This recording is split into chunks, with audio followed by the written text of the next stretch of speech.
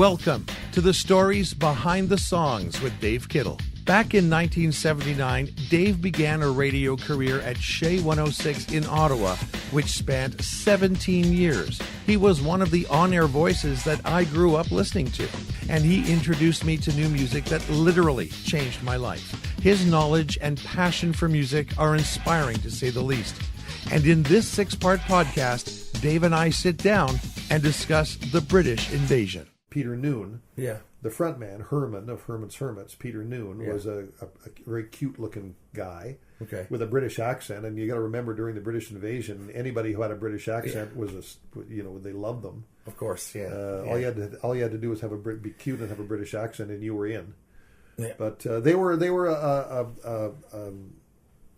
very, very popular with young girls, especially 12, 13-year-old girls loved Herman's Hermits, and they sold a lot of records. Wow. Well, I mean, you look back at their songs now; they were pretty lightweight stuff. Yeah. Compared to what catchy. They were catchy. very catchy compared to what the other bands were doing. Yeah. But they were Freddie and the Dreamers were another. The Zombies. Yeah. Oh, there are all kinds of them. All kinds of these bands. Some of them were have stood the test of time, and others have not. But they all were pretty catchy back in the day. Yep.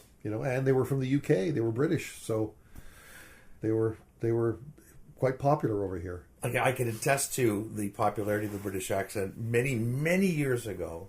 Okay, when I was a teenager, my friend Jim and I decided we were going to go downtown. We were both living at home at the time. We were going to decide we were going to go downtown and pretend that we were British. Really? That we had just come over, staying with a friend.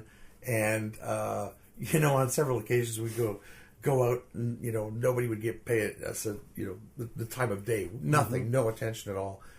But we were sitting in the bay downtown in the cafeteria.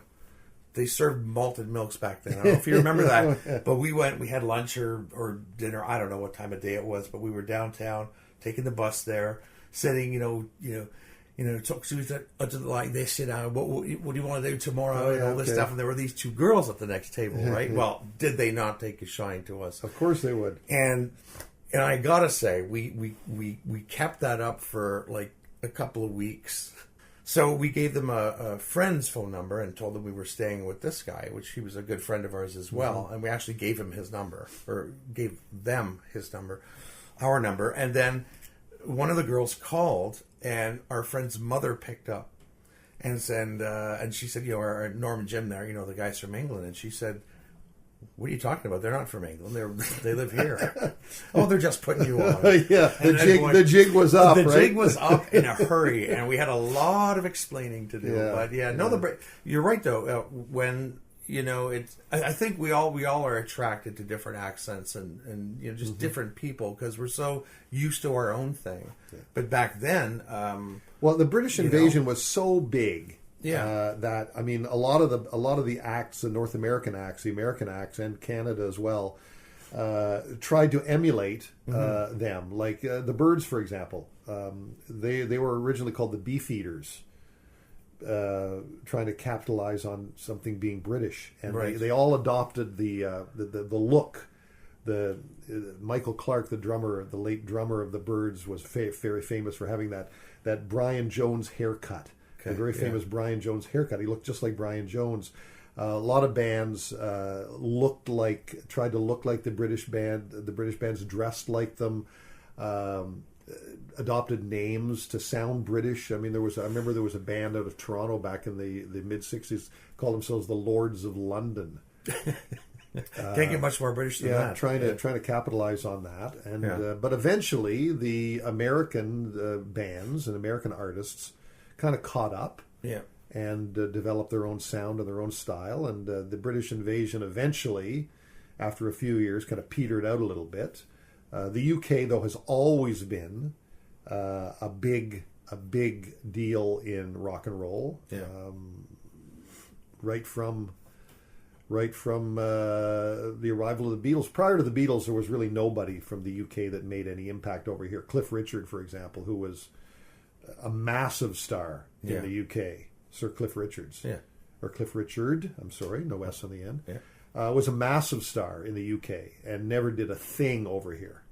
Wow. Never made a dent in the North American psyche at all. Did he not want to, or he just didn't? Or by the time he came in, it wasn't such a big deal anymore? You know what, Norm? I've really never. I don't know. I don't know if they really tried to market him over here all that well, or if he just didn't. If they did try to release some of his material over here and it just didn't catch on, but he never made a dent at all.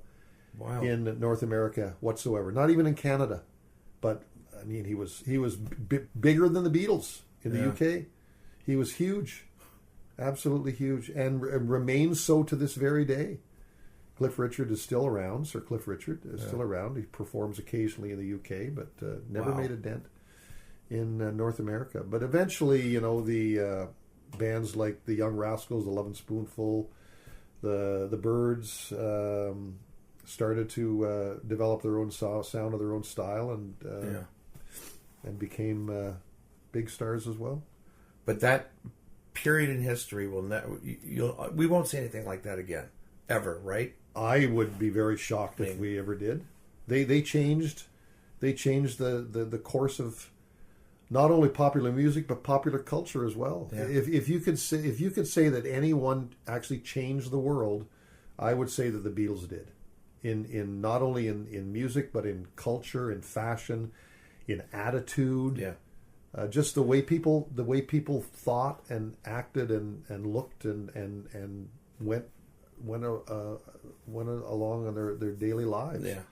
I would say if anybody did in my lifetime, it would have been them. Tell me, were you a big fan of any of the movies that they did? Oh, very much so. Hard Day's Night. Very much so. I remember going to the theater to see A Hard Day's Night. I remember going to the theater to see Help. Yellow Submarine.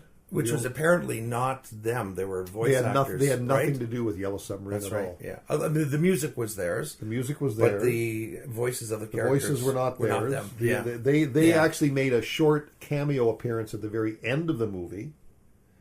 But other than that, they were not involved at all. So but Hard Day's Night was a great time capsule of what it was, what a couple of days in the life of the Beatles, circa 1963 in the UK, was like. So you'd recommend that would be a great movie if anybody doesn't really know what it was like. Then that would be the movie to watch. It would be, and it was pretty close to what they were going through back in the day with the adulation of the fans and the fact that they having to escape the hordes of the fans and the demands on their time by the press and stuff like that, and the fact that they still managed to be as creative as they were, and to keep up that image of being still enjoying what they were doing, which they were kind of they soured on it pretty quickly, because can you imagine, Norm, being in that position, what it must have been like for them? I can honestly tell you, no. Every single day to be hounded by, you couldn't go out anywhere. And this was pre-social media. Yes, that's right. So can you imagine what it would have been like now? Oh, it would have been for them. It would have been. I mean, they were just being hounded all the time for interviews and people wanting to be with them and get near them, and they were still able to produce the amount of quality material and grow every step of the way. They never did the same thing twice. Yeah, they're just every one of their songs and albums was better than the last one, and they just grew as artists. Same as the Rolling Stones. They every step of the way was a step forward in creativity. Now, speaking of the Rolling Stones, because they are still together, they are still performing, and this is the age of social media. So they've weathered well with all of that stuff. So is it fair to say that they're not hounded as much? Or not anymore. Not anymore. Not anymore. No, it was pretty much back in the 1960s, from about 64 to about 69. not even 69, it's pretty much 67, 68. So about 4 years that the Stones and the Beatles, for that matter, they could never finish a show. Like the Beatles would play 20 minutes before they were ushered off stage, because just the adulation of the fans, right? The screaming. You've been listening to The Stories Behind the Songs with Dave Kittle. Join us again next week for the continuation of this podcast, brought to you by Sunholes Music. Download the latest album now at sunholes.com.